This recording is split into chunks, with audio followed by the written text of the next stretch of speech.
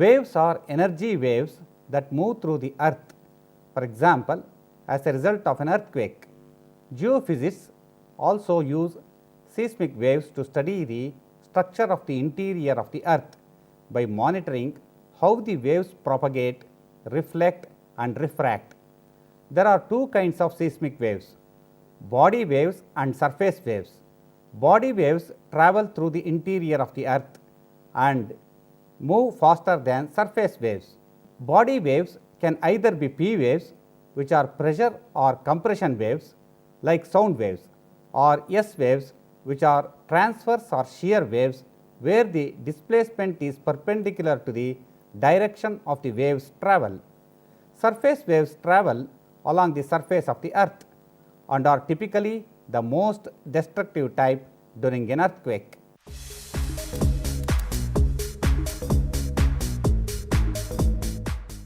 Earthquake shaking and damage is the result of three basic types of elastic waves. Two of the three propagate within a body of rock. The faster of these body waves is called the primary or P wave. Its motion is the same as that of a sound wave in that as it spreads out, it alternately pushes or compresses and pulls or dilates the rock. These P waves are able to travel through both solid rock such as granite mountains and liquid material such as volcanic magma or the water of the oceans. Slower wave through the body of rock is called the secondary or S wave. As an S wave propagates, it shears the rock sideways at right angles to the direction of travel. If a liquid is sheared sideways or twisted, it will not spring back. Hence, S waves cannot propagate in the liquid parts of the earth such as oceans and lakes. The actual speed of P and S seismic waves depends on the density and elastic properties of the rocks and soil through which they pass. In most earthquakes, the P waves are felt first. The effect is similar to a sonic boom that bumps and rattles windows. Some seconds later, the S waves arrive with their up and down and side to side motion, shaking the ground surface vertically and horizontally. This is the wave motion that is so damaging to structures. The third general type of earthquake wave is called a surface wave. Reason being is that its motion is restricted to near the ground surface. Such waves correspond to ripples of water that travel across a lake. Surface waves in earthquakes can be divided into two types. The first is called a low wave. Its motion is essentially that of S waves that have no vertical displacement. It moves the ground from side to side in a horizontal plane, but at right angles to the direction of propagation. The horizontal shaking of low waves is practically damaging to the foundations of structures. The second type of surface wave is known as a rally wave. Like rolling ocean waves, rally waves move both vertically and horizontally in a vertical plane pointed in the direction in which the waves are traveling. Surface waves travel more slowly than body waves, that is P and S waves. And of the two surface waves, low waves generally travel faster than rally waves. Low waves do not propagate through water or liquid, can affect surface water only insofar as the sides of lake and ocean bays pushing water sideways like the sides of a vibrating tank. Whereas rally waves, because of their vertical component of their motion, can affect the bodies of water such as lakes. P and S waves have a characteristic which affects shaking when they move through layers of rock in the crust. They are reflected or refracted at the interfaces between rock types. Whenever either wave is refracted or reflected, some of the energy of one type is converted to waves of the other type. A common example, a P wave travels upwards and strikes the bottom of a layer of alluvium. Part of the energy will pass upward through the alluvium as a P wave and part will pass upward as the converted S wave motion.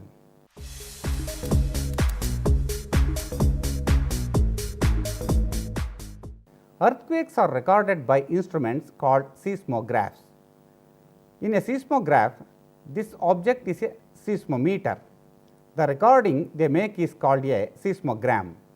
The seismograph has a base that sets firmly in the ground and a heavy weight that hangs free.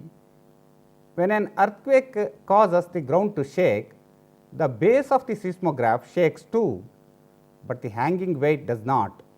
Instead, the spring or string that it is hanging from absorbs all the movement.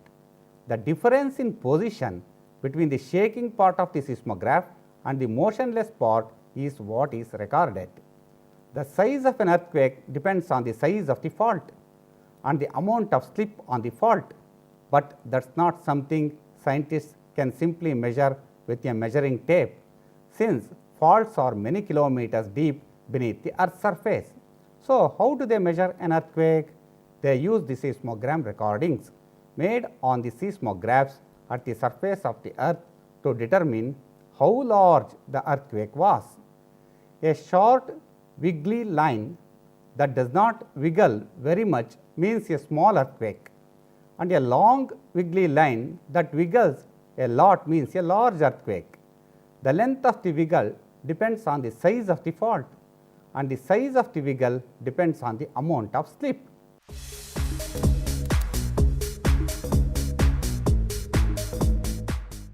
Earthquake intensity describes how much ground shaking occurred or how strong an earthquake was at a particular location. Earthquake waves weaken as they travel away from the earthquake source.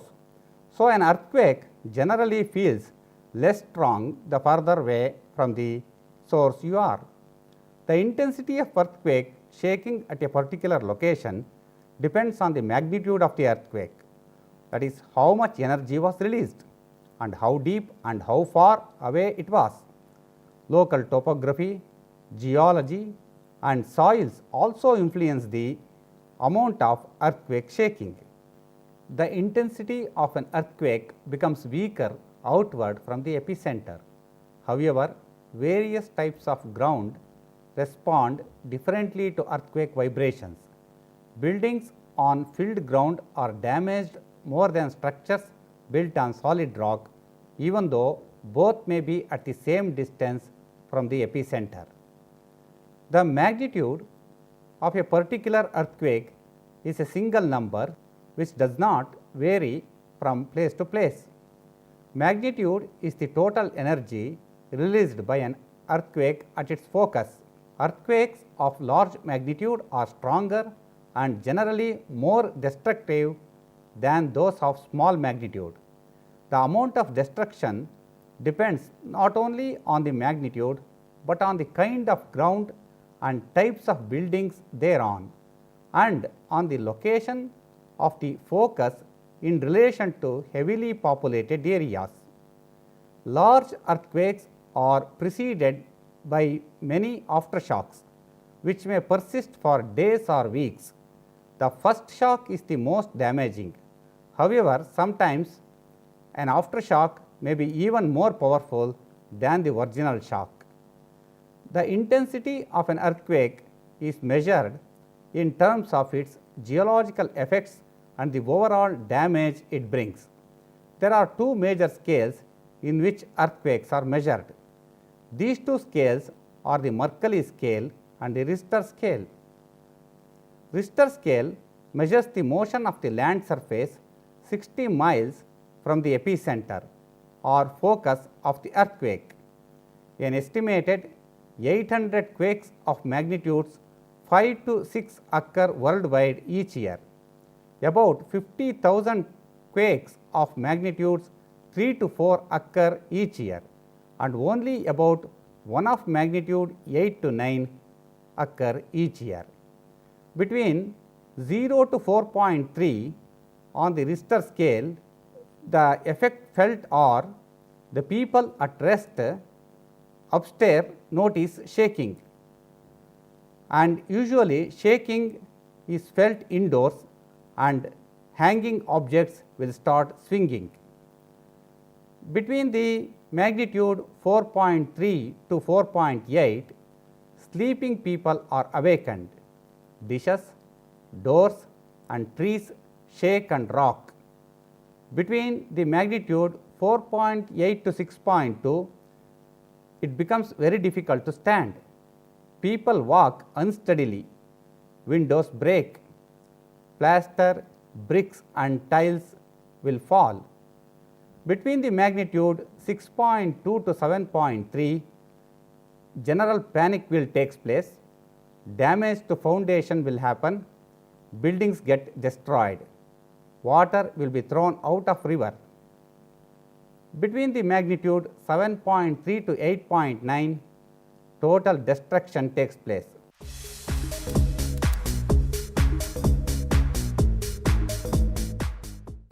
Earthquake magnitude is a measure of the energy released by an earthquake or its size. Because earthquakes vary a lot in size, earthquake magnitude scales are logarithmic. For a one-step increase in magnitude, the amount of energy released increases about 32 times. So, a magnitude 7 earthquake is 32 times bigger than a magnitude 6 earthquake, and a magnitude 8 earthquake is 1000 times bigger. How are earthquake magnitudes measured? The magnitude of most earthquakes is measured on the Richter scale, invented by Charles F. Richter in the year 1934. The Richter magnitude is calculated from the amplitude of the largest seismic wave recorded for the earthquake, no matter what type of wave was the strongest. Richter magnitudes are based on the logarithmic scale, that is base 10. What this means is that for each whole number, you go up on the Richter scale. The amplitude of the ground motion recorded by a seismograph goes up 10 times. Using this scale, a magnitude 5 earthquake would result in 10 times the level of ground shaking as a magnitude 4 earthquake, and 32 times as much energy would be released. To give you an idea how these numbers can add up, think of it in terms of the energy released by explosives. A magnitude 1 seismic wave releases as much energy as blowing up 6 ounces of TNT. A magnitude 8 earthquake releases as much energy as detonating 6 million tons of TNT. Pretty impressive, isn't it? Fortunately, most of the earthquakes that occur each year are magnitude 2.5 or less, too small to be felt by most people. The Richter magnitude scale can be used to describe earthquakes so small that they are expressed in negative numbers. The scale also has no upper limit, so it can describe earthquakes of unimaginable and so far unexperienced intensity, such as magnitude 10 and beyond. Although Richter originally proposed this way of measuring an earthquake's size, he only used a certain type of seismograph and measured shallow earthquakes in Southern California.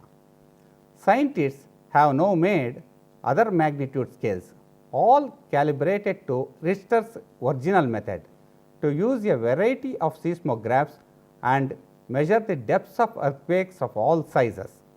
Magnitude of the earthquake waves as measured in the Richter scale is as follows. Earthquake magnitude scale. So, in the first column magnitude is given, in the second column earthquake effects are given, in the third column estimated number each year is given. The magnitude of 2.5 or less is usually not felt, but can be recorded.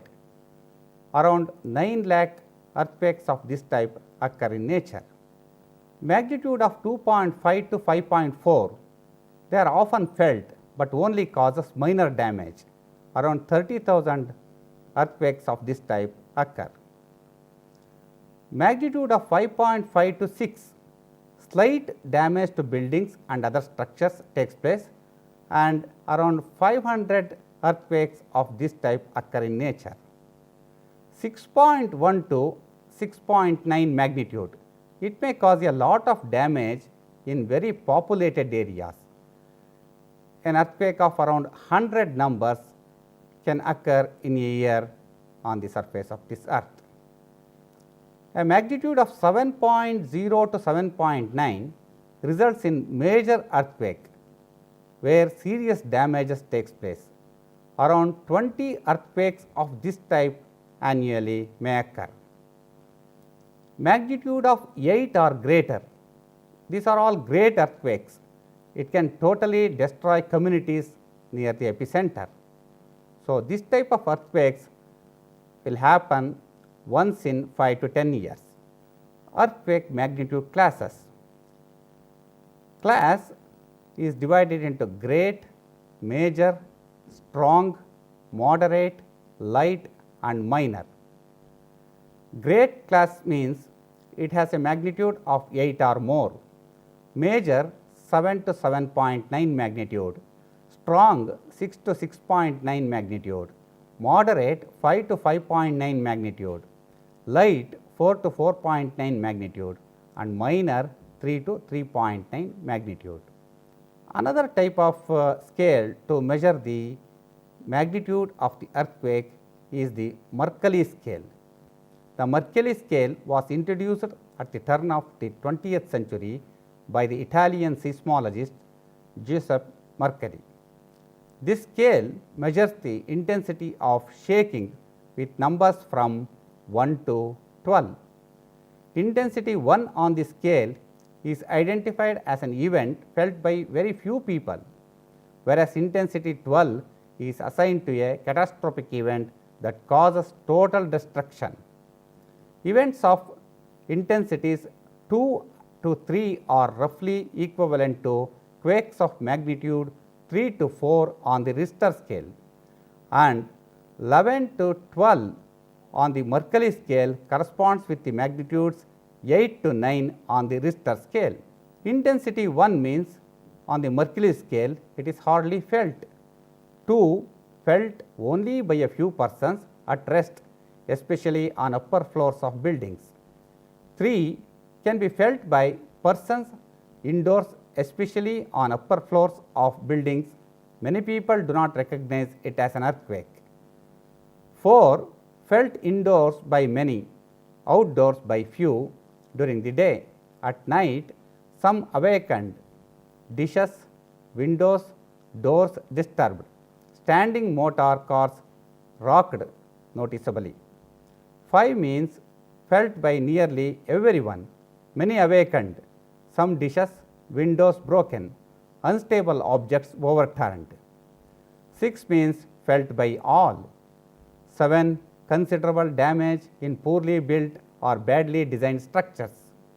8 damage slight in specially designed structures, damage great in poorly built structures, heavy furniture overturned. 9 damage considerable in specially designed structures, damage great in substantial buildings with partial collapse, buildings shifted off foundations. 10 many objects destroyed, buildings collapse. 11 few structures remain standing, bridges destroyed, rails greatly bent. The intensity 12 means total damage. The amount of damage caused by the earthquake may not accurately record how strong it was either. Some things that affect the amount of damage that occurs are the building designs, the distance from the epicenter and the type of surface material, that is rock or dirt, the buildings rests on. Different building designs hold up differently in an earthquake, and the further you are from the earthquake, the less damage you will usually see. Whether a building is built on solid rock or sand makes a big difference in how much damage it takes. Solid rock usually shakes less than sand. So, a building built on top of solid rock should not be as damaged as it might if it was sitting on a sandy lot.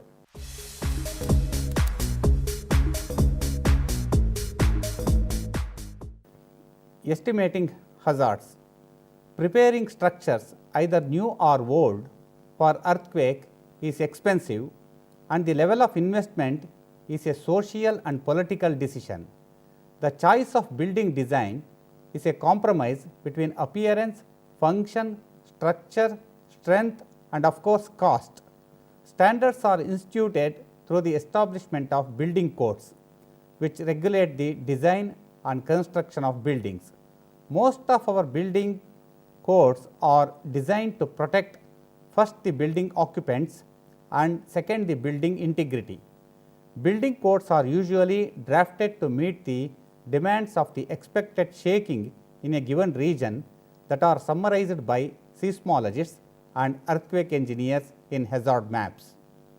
Hazard maps are constructed by examining the earthquake history of the region to estimate the probability of an earthquake, the expected shaking intensity produced by the earthquake, often expressed as a peak acceleration, the frequency of the shaking, the distance from the fault, the regional geology and site conditions to estimate the maximum level of shaking expected during the lifetime of a building. Constructing accurate hazard map is a challenge and remains the focus of much geoscience research. Strengthening the structures. We have two approaches for preparing buildings for earthquakes.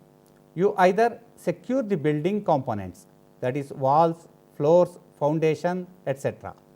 together and have the entire structure behave as a single stiff unit that moves with the ground, or you construct a strong and flexible structure that distorts but does not break and absorbs some of the shaking energy.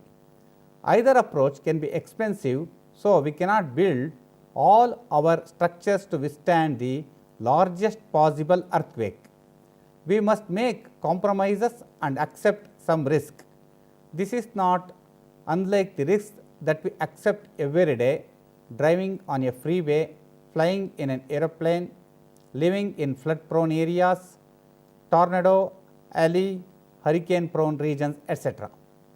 We need different levels of resistance for different classes of structures. Critical structures such as hospitals, power, water treatment and chemical plants, dams, etc. must not only survive the shaking, but must remain in operation.